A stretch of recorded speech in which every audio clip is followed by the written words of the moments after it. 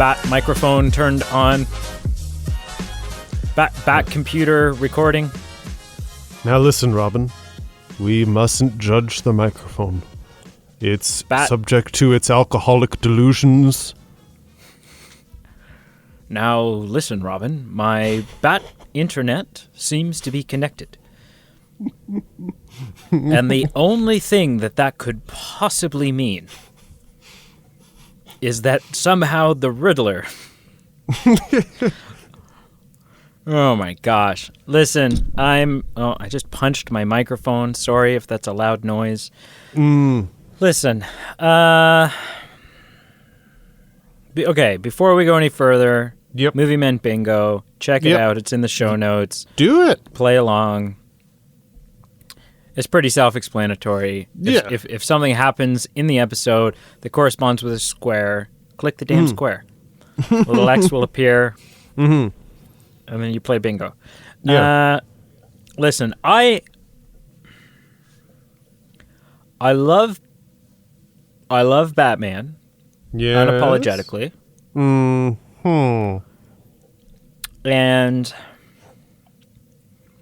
And in this episode, I will at times slightly say things that will appear as though I'm coming to Batman's defense, or the defense of the film. However, I will never stop defending Batman, even though he doesn't need me to defend him. I need him to defend me. Good Lord, it's Batman. Yeah. I'm going to say some things that will sound like I'm defending this film, and at times I will be. Having said that, at the drop of a hat, I will also abandon that stance. If it's going to turn ugly, I will walk away. Yeah. So, listen, folks. Once upon a time, there was a film series called Harry Potter. And we reviewed all of the Harry Potter films. We haven't done the Fantastic Beast films, but there's only 2 of them. We're like, let's wait that shit out a little bit and see. Yeah. It seems premature to start that. Yeah. Yeah. Do 2 and then be like, hey, series. No. But so, upon completion of the Wizarding World Excuse me, I just burped. That was disgusting. That was filthy. Upon completion of the Wizarding World franchise, we sat there and we're like, where do we go from here? And there's a quantum load of Batman films that have not deflowered your eyes. You've only seen like the Nolan ones. Is that correct? Yeah, I think I've maybe seen one of the Michael Keaton ones, but other than that, none of the previous. Yeah, actually. And ages ago. And I don't think I've really seen any of the DC ones, like the Batman versus series and all that. Oh, the DCEU. Yeah. Yeah. You haven't seen Affleck as the Bat. No, I have not. Okay. So anyways, we just said, we should do all the Batman movies. And not just like last week. Ones. I think like if you listen back to some of our early episodes, maybe like 6 months ago or something. Literally the first like ground zero episodes, like we would make references to Batman and then we would discuss whatever we were talking about, and then at the end of the conversation, like to wrap it up, you'd be like, "Oh yeah, we'll fix that. I know you haven't seen those films, but we'll get around to that." This is us getting around to it. Our very first episode is about Robert Pattinson being That's true, actually. Yeah. This podcast was built on Batman. In a way, it was. And so it only feels appropriate now to work through Batman. So we're going to do Batman 66, which is this episode. Batman 89. Batman Returns. Batman Forever. Batman and Robin. Batman Begins. The Dark Knight. The Dark Knight Rises. And then Batman v Superman. And then Justice League. Yes. And something weird. we're going to have to figure this out. Sure. There's going to be a weird like timeline jump because before we reach Justice League, Okay. the Snyder Cut is going to come out. And we can't wait on that. So we'll have to discuss that ad nauseum and figure out what our plan is. Sure. But yeah, first stop, 1966. Adam West, Burt Ward, Cesar Romero, Burgess Meredith. Good golly, sir. You had never seen this film. No, I had not. Me neither. Oh, I'm surprised. Yeah. Oh. I am surprised. Yeah, you know what? I mean, I'm 28. Sure. Which means, I was born in 92. Yep. And so Adam West as Batman predated me by, Of course, by 2.5 decades. Mm-hmm. And so my Batman growing up was Michael Keaton. Yep. And as such, much of my allegiance lies with Michael Keaton. And in many ways, Michael Keaton is and always will be my Dark Knight. I think that Val Kilmer is questionable. George Clooney is a mess. Christian Bale's a piece of shit. Whoa, now, And son. I do like Ben Affleck as Batman, and I have been an unapologetic defender of the casting of Robert Pattinson as Batman. You have. Yeah. But there will always be a very precious, special place in my heart for Michael Keaton. But yeah, so I just didn't, so I get that there's a lot of people out there who go, oh yeah, well, Adam West is the Caped Crusader with the boy wonder. Come on, Robin. Holy snapsicles, Batman. Like, but that just doesn't, it predated me. Oh, yeah. Right? Like, just like stumbling into random bars and doing LSD, well, I wasn't around in the 70s. And and had I been? Yeah, maybe. Maybe that'd be me. But I hope not. But it isn't. I was more of an ecto cooler kid. But yeah. So what do you think? First, wait, did you surmise some trivia for this or no? No, not even a chance. No. Yeah, No. that's fine. That's Batman. Batman. Listen. That's all you need to know. I do anticipate having some trivia going forward, but plot twist, and we'll get into how I feel about this movie. When I watched this movie, when I finished it, I had to just walk away. I could not spend another moment of my life like reading more about this film. I was like, I've committed my eyes to it. That is beyond enough. Let's break it down. Yeah. Okay, let's do it. So, anticipation level going in. Hit me. Yeah, pretty minimal. I feel like when we discussed which one should we start with, this was just more the intellectual answer of, okay, we gotta do some background work. We can't just jump into the Michael Keaton, the 1990s.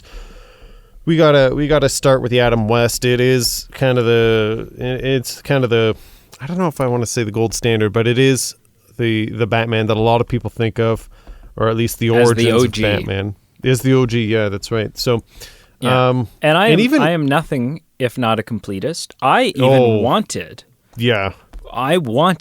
to start with the Batman from the 20s, which was like how long? We looked at like long. It was because it was a serial that had been edited together into like a film, but it was like 4.5 hours or something. And I just didn't know if I could put you through that. Oh, and I to be fair, I did consider it. I was like, okay, maybe, but I ended up being like, no way, I can't.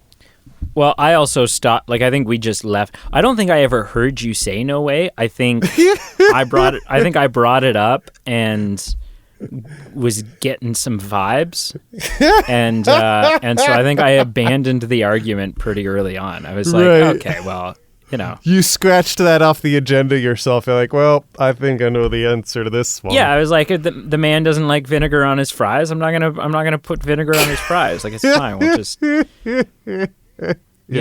don't throw your junk in my backyard. But yeah, okay. So you went into it thinking it was going to be, maybe a piece of shit. Basically, how did you, big steaming pile of guano? How did you, for the uninitiated, guano is batshit. How did you come out of the film feeling? Yeah, listen, I'm just going to call a spade a spade. It was a piece of trash. Did not enjoy it. I think it maybe it means more to some people who have a love for Batman and just the character and his various interpretations in film. I'm not one of those people. We might beat up on this film. We might disagree. I'm not sure how you feel. We'll get to that. Obviously, the film's a product of the time, so we have to take some things in context. But it's not a good film. There's not a lot of merit to it. There's not a lot of, but it has this, so, there's this that it brings to the table. For me, it was just a piece of trash. I would never watch it again. I have to admit, there was some things that I just personally found funny that just, my only experience with Adam West, I think, is more just in modern pulp culture, whether it is references Family to Guy. him or Family Guy or just all these things. So when he would deliver lines, sometimes I would get such a hoot out of them because I would listen to what he's saying and I'd be like, no, he's not sarcastic here. And this is, in pop culture, this is how it's delivered. But in here, he's being sincere. Like, he's not being sarcastic or naive or rude or just sliding or shorting or sliding someone or throwing shade. He's literally just being honest here. And I just got a hoot out of it sometimes. I also, my only other thing I'll say is, dang, we've come a long way. For better or worse, whichever Batman is Batman to you, just night and day difference. And, all film from different decades has changed and had an evolution. Batman is no exception. It has absolutely drastically changed over the years. I don't know what you're talking about. I think we've regressed. What did you think of this? Like, what were you thinking going into it? And then what did you think when the credits rolled? Which, by the way, I'm a little pissy. I was at least saying when I watched this film, okay, I've sat through this whole thing. At least give me the theme from Batman that everyone knows from the TV show. And when it didn't come, and when it didn't come at the beginning, it didn't come at the end. I'm like, there was not even one dang redeeming thing about this 2-hour. It does play at one moment, sort of, during the film. Not enough. But not, yeah. That, and the other thing that was really missing was like the right. visual comic book effects as they were throwing punches and stuff like that. They just kind of threw it in at one scene at the end. Right at the end, and I was like, no, man. Like, if you're gonna go, if you're gonna go cheesy, go the whole way. Yeah. Right? Oh, for sure. Okay, so I am unapologetically a Batman fan. Oh yeah. A Batman defender. A Batman apologist. A Batman, like, I freaking love Batman. And like, I could sit here and I could start talking about the Batman and the several different Robins that we've had. And I don't mean actors, I mean characters. Right? So you have the first Robin, who is the Robin depicted in this film, which is Dick Grayson, whose parents are killed at a circus. He's a member of the Flying Graysons. And his parents are killed at a circus, and he is adopted. He's taken in by Bruce Wayne, who, by virtue of the fact that Bruce Wayne is Batman and leads this double life, I think Batman realizes, well, I kind of got to let this kid in on on this secret, right? Like, I don't know, he's going to figure it out. Or maybe thinks he's going to figure it out or whatever. You have the second Robin. So then Dick Grayson grows up, and Dick Grayson's like, I don't really want to be Robin anymore. I want to do my own thing. And Dick Grayson turns into the hero Nightwing, and moves to the city of Bloodhaven and kind of does his own Batman thing over in Bloodhaven.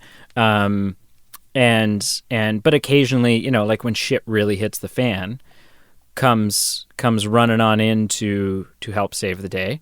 The next Robin being Jason Todd, who is kind of a no good, pain in the ass dude who is caught trying to steal the wheels off the Batmobile. Wow. And so he becomes Robin. And then he there was this whole big thing, but everyone, all of the fans in the comics, like we're talking decades ago now, but when Jason Todd was Robin, everyone hated him so much. Like the fans hated him so much that they like actually did a poll where I think you could like call in and like and say whether or not you wanted them to kill off Jason Todd. Oh yeah, and so then, and ultimately, like I think it was like a resounding yes.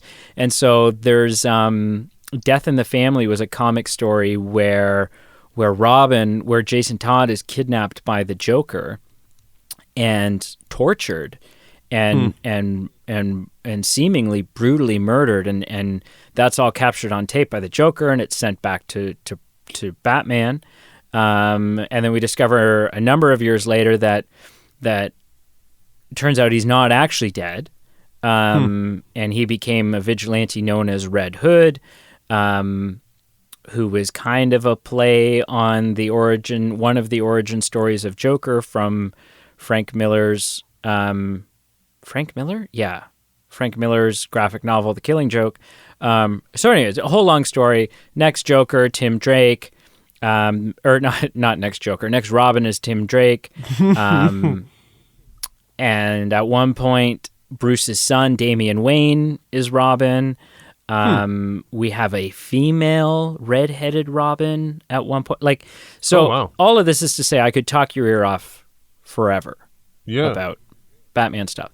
Now, having said that, if I were going face to face with someone who was like, "Oh, I'm a Batman friggin', you know, this is what I do. This is I teach college courses on Batman," I'd be like, "Okay, well, shit. Like, I'm there's nothing I get. You know, if someone's going to be like, no, actually, in comic book issue 374 of then you know, I can't help you there." Right. But I know the main canon. I know who the characters are. I know the Bat family. You know, Barbara Gordon initially being Batgirl. So do you know the story of The Killing Joke? No. So The Killing Joke, super graphic. There is actually a film, an animated film of it recently, which was met with divisive, like it's an R-rated animated film, and I think it was met among the fans. It was kind of met with divisive, critical response. But yeah, so basically the premise of this is like Batman, Joker shows up at Barbara Gordon's house, who is Commissioner Gordon's daughter, and also Batgirl.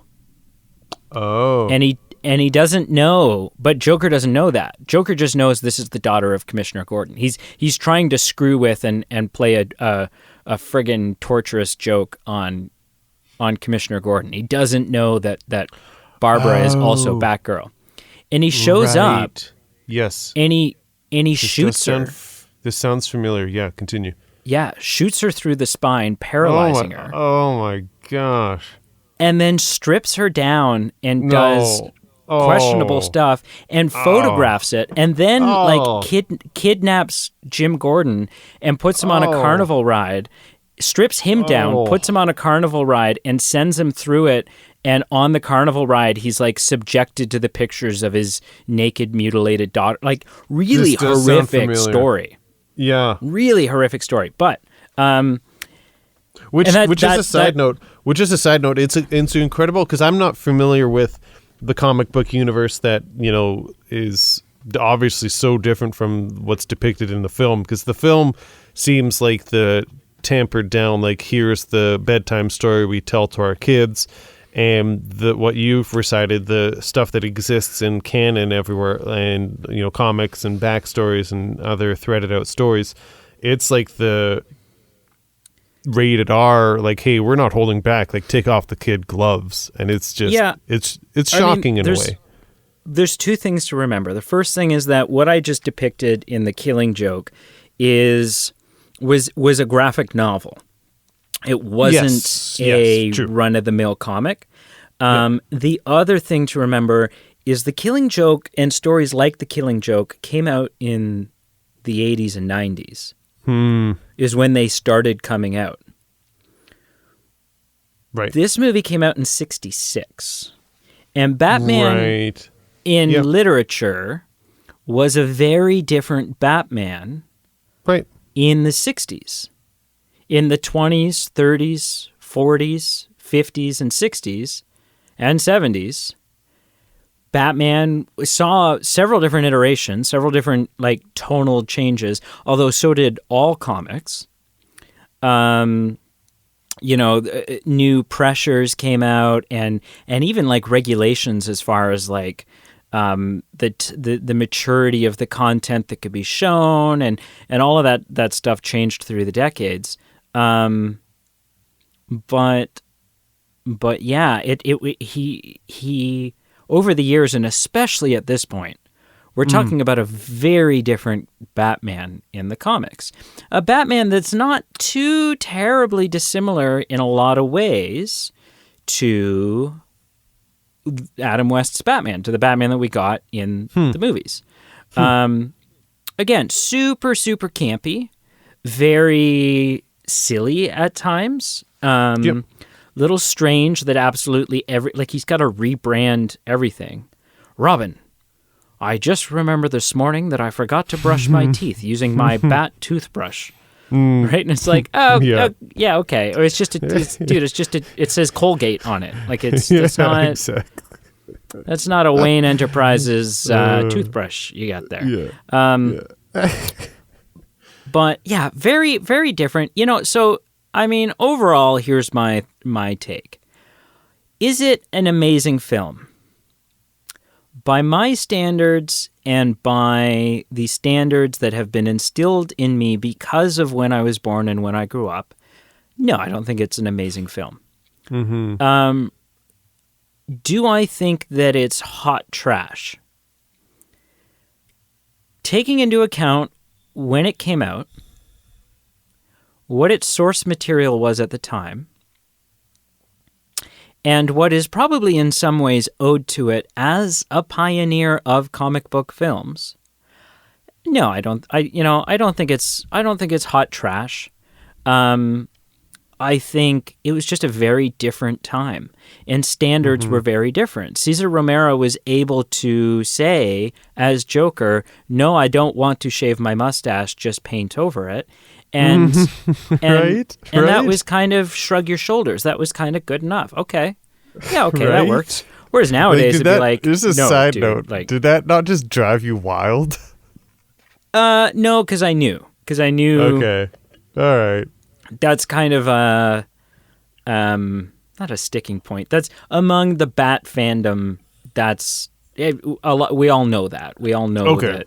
Okay. That he has a painted white mustache. Sure. The film's got quite a rogues gallery. You've got Joker, you've got Penguin, you've got Riddler, and you've got Catwoman. The thing that I didn't like, as far as their depiction, though, was, yes, Joker's present, but he kind of just feels like another player in this. Like he doesn't feel like the Clown Prince of Crime. He doesn't feel like Batman's arch nemesis. He doesn't feel like the villain to end all villains to Batman. Right? He's just kind of also there. He's part of like a villain team up where they all kind of have equal pull. Yeah. And so that didn't work as much for me. Mm-hmm. The part of this movie that I love, though, hands down, is the impossible, ridiculous, bullshit deduction that happens. Where? When Which one? it's like... Which one? Yeah. It's like, and it happened out at sea. Sea as in Catwoman. And it's like, whoa. Yeah. What? Yeah. Which means the only possible explanation for this riddle could be this. And then they like give this detailed explanation of exactly what this riddle means. And it's like, whoa, you're taking that feels like a stretch there, bud. Like, yeah. you're taking a lot of leaps of faith with this analysis. But has this tainted your desire to go forward? So, I mean, that's kind of the knee-jerk reaction when I was watching it. You know, when I was watching it, there was the, what have we done? You know, you start rethinking your life. You start thinking what you're doing with your life. But joking aside, reinvest in some different stocks. Yeah. It's like, you know what? Maybe I should go home and rethink my life. I don't want to buy these death sticks. I don't want to buy these death sticks. You know, joking aside, I mean, I wasn't expecting, a great 10 out of 10 film, and it delivered on my expectation. Kind of like with James Bond, we knew that there was some trash, or at least just some not as good stuff to get through, to kind of weave our ways through. Can we just call it dated? Yes and no, because I don't want to just get into the definition or the opinion that it's dated so it's bad, because there are a lot of good films that are old. Look at The Sound of Music, look at Mary Poppins, look at Citizen Kane. Like, there are good movies that are 10, 20, 30, 40, 50 years old that hold up. So but it's I wouldn't label it as comic book film. Yeah, okay, fair enough. It's apples and oranges, right? Fair enough. But yeah, you can't compare this to Rodgers and Hammerstein or something. But yeah, yeah. What I'm trying to say is, I know what's coming. Whether I like some of the films that are going to be new to me or not, I realize that there will probably be more merit to them. There will be more meat on the bones for me to kind of at least bite on and have some kind of interest in. So this is more just kind of the labor pains to get on the way to what we want to be at. Right. I will say that the fifth film that we'll end up watching, Batman and Robin, with Chris O'Donnell playing Robin, and George Clooney playing Batman, the wonderful, beautiful, amazing late Michael Gough playing Alfred, Arnold Schwarzenegger playing Mr. Freeze. Right. Oh, come on. Uma Thurman playing Poison Ivy. Wow. That movie, that movie, again, it's kind of the laughingstock of its era of Batman films. So you've kind of got the four that are supposed to sort of be in the same continuity. So two Michael Keaton films, a Val Kilmer film, and then a George Clooney film. But the first two are Tim Burton films, and the second two are Joel Schumacher films. But we'll get into that when we reach those episodes. Batman and Robin. I ultimately don't mind watching it. But I think a lot of that is a nostalgia. A lot of that is I grew up watching it. And as a little kid, although now one of, if not my favorite Batman movie, no, it is. It is my favorite Batman movie that has been released is Batman Returns. Yeah. And I think a lot of people would agree with you. Am I wrong? No, I think it's pretty, there's a lot. Stuff. I mean, people are always going to disagree no matter what. Oh, of course. Yeah. But I don't think I'm a huge anomaly by cherishing Batman Returns. No. But even though now that's my favorite, when you're like 6 or 7 or 8 years old, it's maybe not as colorful. It's maybe not as appealing. So when I was that age, Batman and Robin was like, it was a very approachable kid Batman movie. And so there's nostalgia there for me because I watched it so much as a kid. You, however, having not seen it, yeah, I don't think you'll think it's worse than the film you just watched. But it might be a photo finish. Like it is from a film standpoint, from a comic book film it is bad. Oh my God, is it bad? And like I said, I can tolerate it because there's a lot of nostalgia there. But it's, oh boy, has it got issues. Okay. Holy hell, has it got issues. Okay. So look forward to that. Fasten your bat belt and, look forward to that. What else? Talk to me about Batman. Do you have any questions? Does this film make you go, what about this? What about, Not about Batman. I wondered at times what this film's tone was. I was trying to understand what its identity was, because sometimes it seemed like it was an action and adventure film.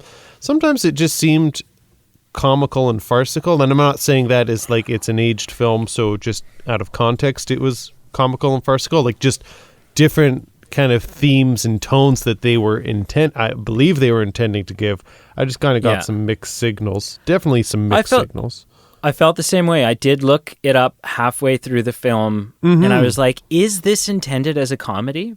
Like, is this in some ways supposed to be a parody of the character? And nothing I could find supported that. Everything I saw on the internet as far as genre goes just said American superhero film. Or action film or comic film or whatever you want to call it, but nothing said action comedy, superhero comedy. I agree though. There were moments that were like, even for 1966, even for what this is and what I was expecting, are they even remotely taking this seriously? Was it the intention to take it seriously? Like what was the mindset here? Because right. But it seems to flip-flop. Like there are times where they're like, oh, okay, they're taking this as seriously as you could take this in the 60s given the source material. Then 5 minutes later it's like, oh, okay, now they're like completely out to lunch here. And how does if this is supposed to be serious, how is Adam West not going, oh my God, I'm not making enough money to do this? Like, I don't know. Yeah. But, do you have anything else? No, I don't think so. I mean, there were some things I got a kick out of, just age related to the film. So it was fun. Just the Batmobile is a piece of crap in the context of today's Batmobiles, but whatever. People love that. Ooh, you've just upset a huge group of people. Oh, again, it doesn't do it for me, but that's because it's not the Batmobile that I grew up with. Oh. But people love that thing, man. That is iconic. Actually, here's something else. I'm going to stand by that. That Batmobile is a piece of junk. Come at me. Just to highlight just the caliber of like the tone this film is sending. When Batman calls some naval officer, I don't even know who the heck he was, just a routine question: have you recently sold any war surplus submarines, and if so, to whom? And give me 1 second there. I'm gonna have to check. Let me check my Rolodex here. Yeah, something like that happens so frequently that it doesn't. Oh yeah, earlier this morning, in fact. Good, would you look at that? And they paid with cash without a return address. Yeah, exactly. Oh, yeah. Just that. And just things like that. that's funny. If you smush his name all together like that, it spells the name of a villain. Huh. Go figure. Yeah. Okay. Okay. Scale of 0 to 10. How do you rank Batman the movie 1966? Are you ready? Oh. Are you ready? I don't think I am. I feel yourselves. My guess is that you gave it a bit more of a fair evaluation. Okay. But with me on my scale, I rounded up just to be kind. I rounded up. Oh, okay. And with rounding up, I gave it a 1 out of 10. Wow. So it just barely is holding on for dear life at the worst category I can give a film, which means I guess if I'm at a cottage and there's no Wi-Fi and it's raining, I would maybe someone has a gun to my head. I would maybe throw this VHS in the VHS player, but with this film, I'm not even sure I would do it, to be honest. So 1 out of 10. On Marshall's scale, believe it or not, I gave it a 2 out of 10, so it was double the score. Marshall being a friend of the show, also the person that invented Movie Men Bingo. Invented Movie Men Bingo. It's basically Marshall's show. Oh, yeah. It should be. It's basically his podcast. Yeah. Okay. Yeah. So two Apparently out of he 10. loves Batman because he gave it a 2 out of 10. All right. Good job, Marshall. What did you... I'm assuming you were more fair. What did you give this out of 10? I give it a 3.8. Okay. Were you expecting higher? I was expecting maybe like a 4 or a 5. Yeah, 3.8. I feel pretty confident in saying I will never watch this movie again. I am surprised, but not because I was not surprised. Yeah, not because I'm like traumatized by it. I just have no need to. I just don't care. I am traumatized. I will go on record saying I am traumatized. But continue. Right. But it's just not my cup of tea. But I think there are some mitigating factors. I think there's some things that you need to consider, which for me at least bring it up from the depths of 0. What I will acknowledge, and I didn't fully agree with you on this for James Bond. With James Bond, I was take it or leave it whether we needed to watch the whole series to appreciate the more modern day interpretations of it. And I get the intellectual argument you're making. There's merit for it, but I wasn't as on board. With this one, again, I would never recommend that saying anyone should watch this going into the other Batman films, but I'm actually intrigued to just have this as a baseline to say, okay, we've got a pulse of Batman at this point in history. Now moving forward we've got some context. Right. Let's jump 33 years now. No. Yeah. 2020. Shit. 23? No. 23 1989? Yeah. Let's jump 23 years now and see what a difference is made. Yeah. So, I have to say my appetite is I'm very intrigued to go forward. I am. Cool. Well, if you're new to the show, this is the part of the show where Pete and I just kind of ask each other what other film adventures we've been on this week. Yes. So without further ado, Pete, what have you watched? Okay, so I watched 2 films, and I think it was just 2. 1, 2, yeah. Okay. So the first film that I watched was, I guess, a prequel. It's a Netflix original that just came out in 2020. And it's kind of a prequel. It's called Mank. It is Gary Oldman. It has Amanda Seyfried in it. A few other notable faces and names. But it has to do with one of the main writers with Citizen Kane, which I watched last week. And so it's just kind of like a historical fiction-ish biopic kind of film. on Netflix. It was interesting. I wouldn't necessarily recommend it to anyone. It wasn't right home worthy about, but it was an interesting view for someone who does like Citizen Kane, which I do. So it's called Mank. The only other film I watched was kind of a joke film, and I want to say 2, maybe 3 years ago, back when we were allowed to gather with people without wearing masks and without doing things. The good old days. The good old days. I mean, the only issue then, it feels like back when we were allowed to congregate, was we had to worry about rickets. But now that rickets is no longer something that's afflicting us. Oh yeah. Mm-hmm. We went to a Secret Santa with a group of friends, and it was one of the themes. So it was, instead of actual gifts, just kind of buy gag gifts. Spend a few, just literally like a couple dollars, just kind of get something.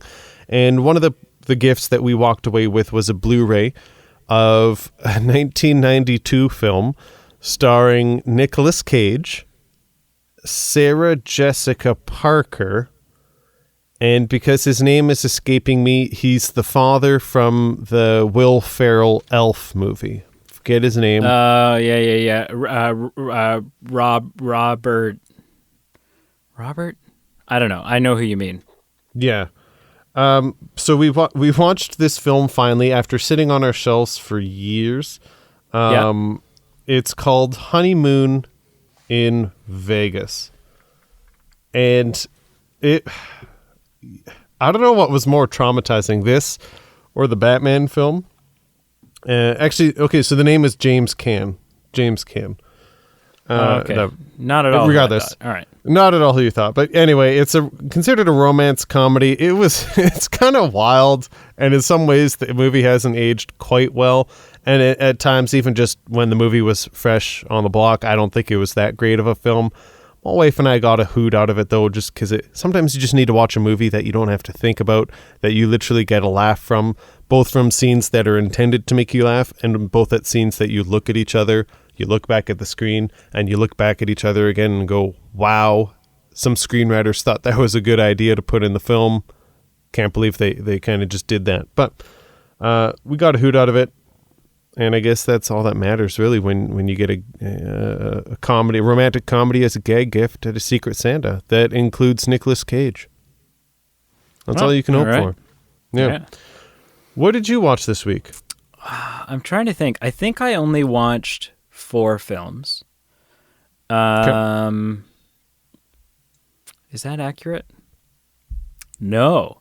I watched 5 films.